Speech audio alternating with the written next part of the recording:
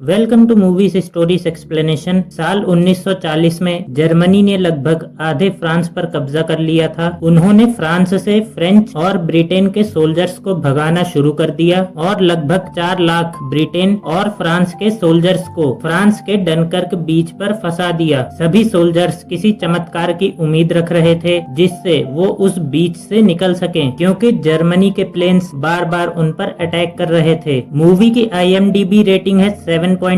Movie के director हैं Christopher Nolan, जिन्होंने ओपनहाइमर, इंटरस्टेलर और इंसेप्शन जैसी शानदार मूवीज बनाई हैं। मूवी स्टार्ट होती है और हम फ्रांस की सड़कों पर 6 सोल्जर्स को देखते हैं। उनके ऊपर जर्मनी के सोल्जर्स गोलियां बरसाने लगते हैं। वो सभी अपनी जान बचाने के लिए भागते हैं। 6 में से 5 सोल्जर तो मारे जाते हैं, खाली एक ही जिंदा बच पाता है, जिसका नाम टॉमी होता है। टॉमी अपनी जान बचाते हुए बीच पर पहुंच जाता है, जहां पर वो देखता है कि लाखों की मात्रा में ब्रिटेन और फ्रांस के सोल्जर्स वहां पर खड़े होते हैं। सभी सोल्जर्स इस बीच से निकलकर अपने देश जाना चाहते थे। टॉमी एक सोल्जर को देखता है जो अपने साथी सोल्जर की लाश को दफना रहा होता है। उस सोल्जर का नाम गिब्सन होता है। टॉमी भी गिब्सन की मदद करने लगता है। सभी सोल्जर्स आसमान की तरफ देखने लगते हैं, जहां पर जर्मनी के बॉम्बर्स प्लेन बीच के ऊपर आ जाते हैं। प्लेन्स बीच पर बॉम्बिंग शुरू कर देते हैं, जिस हमले में कई सोल्जर्स मारे जाते हैं और बहुत सारे जख्मी हो जाते हैं। पर टॉमी की किस्मत अच्छी थी कि उसकी जान बच गई होती है।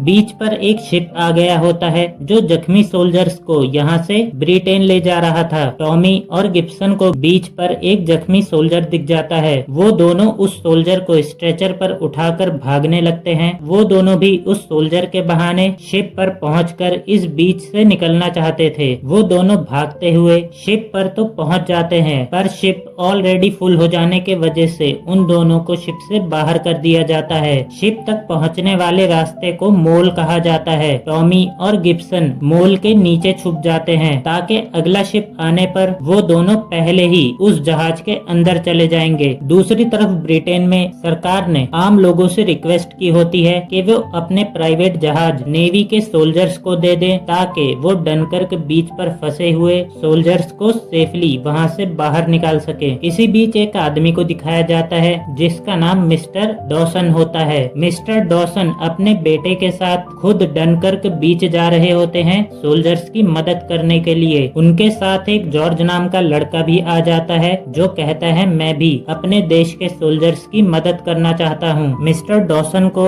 एक टूटा हुआ ब्रिटिश जहाज दिखता है जिसके ऊपर एक सोल्जर बैठा होता है। सोल्जर पूरी तरीके से शॉक में होता है। मिस्टर डॉसन और उनका बेटा मिलकर उस सोल्जर को अपने शिप पर लाकर उसकी जान बचाते हैं। डनकर्क बीच पर जर्मन बॉम्बर प्लेन्स वापस आ जाते हैं। वो फिर से बॉम्बिंग करना शुरू कर देते हैं। उनकी बॉम्बिंग के वजह से जिस शिप पर टॉमी नहीं चढ़ पाया था वो शिप डूबने लगता है। उसमें से बाहर कूदकर कुछ सोल्जर्स अपनी जान बचा लेते हैं, बाकी बहुत सारे सोल्जर्स उसी के अंदर मारे जाते हैं। उसमें से निकलकर एक सोल्जर टॉमी के पास आ गया होता है। टॉमी उसको पानी से बाहर निकालता है और उसकी जान बचा लेता है। बचे हुए सोल्जर का नाम होता है एलेक्स। ब्रिटेन का रेड क्रॉस शिप बीच पर आ गया होता है जिसमें टॉमी, गिब्सन और एलेक्स तीनों और बहुत सारे सोल्जर सवार हो जाते हैं। उनको उम्मीद होती है कि इस जहाज के जरिए वो लोग इस बीच से निकल जाएंगे। टॉमी और एलेक्स शिप के अंदर चले जाते हैं, पर गिब्सन शिप के बाहर ही रहता है। अंदर उन दोनों को कुछ खाने और पीने का सामान मिल जाता है। मिस्टर डॉसन के शिप पर जब सोल्जर को पता चलता है कि मिस्टर डॉसन शिप को डनकर्क की तरफ ले जा रहे हैं, तब वो सोल्जर घबराने लगता है। वो वहीं से अभी अपनी जान बचाकर आया होता है और मिस्टर डॉसन वहीं पर जा रहे होते हैं। वो मिस्टर डॉसन के साथ धक्का मुक्की करने लगता है, स्टीयरिंग को अपने हाथ में लेने की कोशिश करता है। इसी बीच उसने जॉर्ज को धक्का मार दिया होता है। जॉर्ज के सर में चोट लग गई होती है। मिस्टर डॉसन का बेटा जॉर्ज की हेल्प करता है। तब जॉर्ज उसे बताता है कि उसे दिखाई नहीं दे रहा। पीटर मिस्टर डॉसन को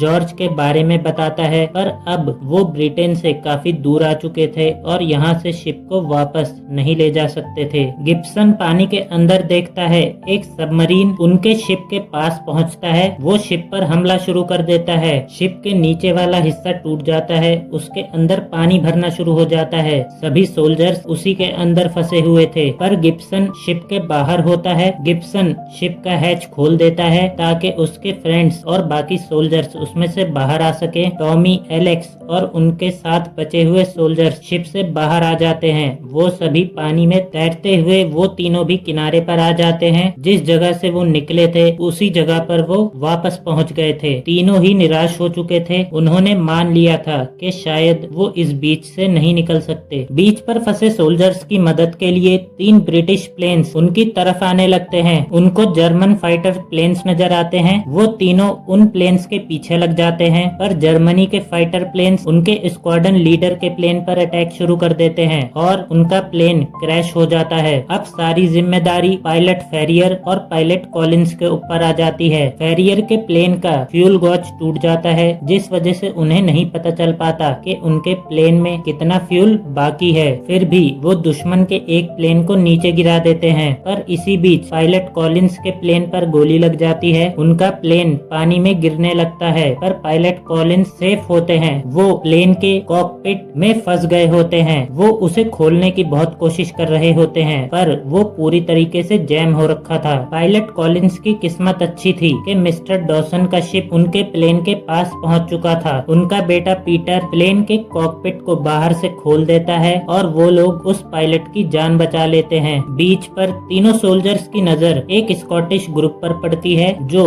एक बोट की तरफ जा रहे होते हैं। वो तीनों भी उनके साथ शामिल हो जाते हैं। स्कॉटिश सोल्जर्स और वो तीनों एक बोट के अंदर आ जाते हैं, पर थोड़ी ही देर बाद जर्मन सोल्जर्स उस शिप पर फायरिंग शुरू कर देते हैं। उन्हें नहीं पता होता है कि शिप के अंदर सोल्जर्स हैं। वो शिप पर गोली चलाकर शूटिंग प्रैक्टिस कर रहे होते हैं। तभी उस शिप का पायलट वहां पर आ जाता है। वो बताता है अगर पानी का लेवल थोड़ा बढ़ेगा तभी हम इस शिप को यहाँ से निकाल पाएंगे, पर शिप पर हुई फायरिंग के वजह से शिप के अंदर पानी आना शुरू हो जाता है। पायलट बताता है शिप का वेट बहुत ज्यादा हो चुका है, इसीलिए हमें इसका वजन थोड़ा कम करना पड़ेगा, जिस वजह से ये पानी के ऊपर तैर सके। सब लोग सोचने लगते हैं कि शिप से किसको बाहर निकालें। तभी एलेक्स गिब्सन को जर्मन स्पाई कहने लगता है, क्योंकि जब से वो उनसे मिला होता है उसने एक भी शब्द नहीं बोला होता है। एलेक्स का कहना होता है कि वो अपना एक्सेंट छुपा रहा है, इस वजह से वो चुप रहता है। तब गिब्सन बताता है कि वो एक फ्रेंच सोल्जर है। उसने मरे हुए ब्रिटिश सोल्जर की वर्दी को पहन लिया होता है, क्योंकि आए हुए शिप्स ब्रिटिश सोल्जर्स को पहले बीच से बाहर ले जा रहे होते हैं और वो भी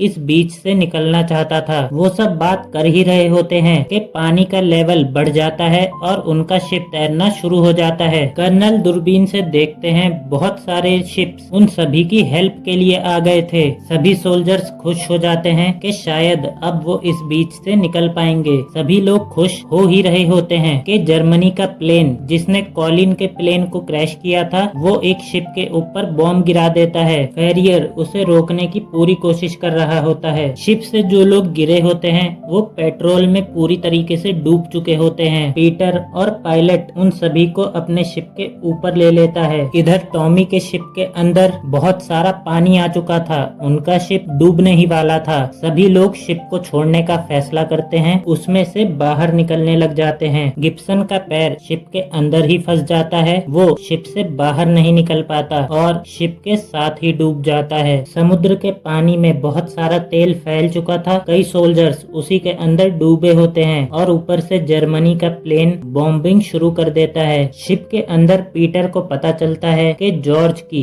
मृत्यु हो चुकी है। जिस सोल्जर ने उसे जख्मी किया था वो पीटर से पूछता है कि जॉर्ज ठीक है या नहीं, जिस पर पीटर सोल्जर से कहता है कि जॉर्ज अब ठीक है। जब जॉर्ज जख्मी हो गया था तब से ही वो सोल्जर काफी शौक में था। अगर उसे पता चलता कि जॉर्ज की मृत्यु हो गई है तो वो अपने आप को कभी माफ नहीं कर पाता, इसीलिए पीटर ने उससे झूठ कह दिया था। जर्मनी का प्लेन बॉम्बिंग करने के लिए वापस सोल्जर्स की तरफ आता है। सोल्जर्स की जान बचाने के लिए फेरियर उस प्लेन को रोकने के लिए लगातार उस पर शूटिंग करता है। शूटिंग के वजह से प्लेन क्रैश होकर पानी में गिर जाता है। उसी के साथ एक ब्लास्ट होता है और ऑयल गिरे होने के वजह से पूरे समुद्र में आग लग जाती है। जितने भी सोल्जर्स पानी के अंदर होते हैं वो सभी उस आग में झुलस जाते हैं। टॉमी और एलेक्स को पीटर ने पहले ही बचा लिया होता है। उन दोनों की जान बच गई होती है। फेरियर के प्लेन का भी फ्यूल खत्म होने वाला वाला था, फेरियर अपने प्लेन को लैंड करवा देता है। फेरियर अपने प्लेन को जला देता है ताकि जर्मन्स को उनका प्लेन ना मिल पाए, पर जर्मन सोल्जर्स फेरियर को गिरफ्तार कर लेते हैं। बचे हुए सभी सोल्जर्स जिंदा ब्रिटेन पहुंच जाते हैं। मिस्टर डॉसन और पीटर जॉर्ज की फोटो को न्यूज़पेपर वालों को देखकर उसकी कहानी बताते हैं ताकि उसको भी एक वॉर हीरो के रूप में याद किया जाए। सभी सोल्जर्स को ट्रेन के जरिए उनके घर पहुंचाया जा रहा था। सोल्जर्स सोच रहे थे कि वो वॉर में हार कर आए हैं, इस वजह से उनके देश वाले उनको पसंद नहीं करेंगे, पर ऐसा नहीं होता है। उनके देश वाले उन्हें एक हीरो की तरह देखते हैं। एलेक्स ट्रेन के बाहर देखता है सभी लोग उनका स्वागत कर रहे थे। एक आदमी उनको बियर भी देता है। टॉमी न्यूज़पेपर पढ़ रहा होता है, उसमें चर्चिल का संदेश लिखा होता है कि उन्होंने सोचा था कि उनके केवल 30,000 सोल्जर्स बच पाएंगे, पर ब्रिटेन के पूरे 3,38,000 सोल्जर्स बचते हैं। इसी के साथ ये मूवी खत्म हो जाती है। क्रिस्टोफर नोलन ने इस फिल्म में दिखाया है कि वॉर में सिर्फ जीतने वाला ही हीरो नहीं होता है, बल्कि कभी हार ना मानने वाला, सिचुएशन के आगे सरेंडर ना करने वाला भी एक असली हीरो होता है।